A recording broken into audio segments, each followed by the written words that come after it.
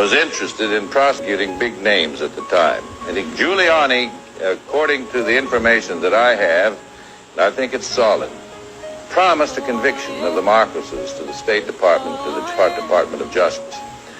But more than that, there was evidence in the case that the Philippine government under Aquino wanted to gather up all of this evidence or gather up all of this property that they believed belonged to the Philippine government and that Marcos had. And in exchange for that, the United States needed its bases over there. And they entered into what was called the Mutual Legal Assistance Agreement, which was an agreement between these two governments to prosecute the Marcoses. And when Mr. Marcos died, they continued to prosecute this widow. Let me ask you a couple of legal questions to one of the best legal minds in America. Is it tough to try a case when there are two defendants and two different lawyers? Yes, it's very tough. But in this case, we had Adnan Khashoggi's interests were quite similar to ours. The truth was the same. There wasn't the defenses weren't in conflict, and Mr. Khashoggi was represented by a very fine lawyer by the name of James Lynn. How long was the jury out? 3-4 days. 3-4 days. Did that get you a little worried after it?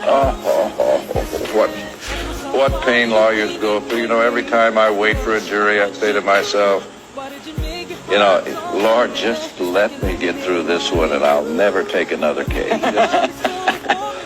Okay, the longer they stayed, the more worried you get? Oh, you know, and you can't sleep. It's like waiting for a baby that's never born. Was she a good client? She was, you know, this is a beautiful woman.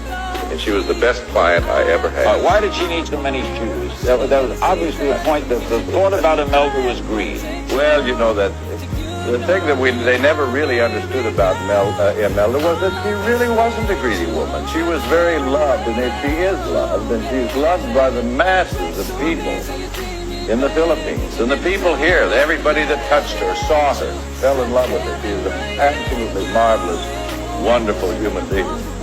She was gifted. You know, she didn't go out and buy this stuff.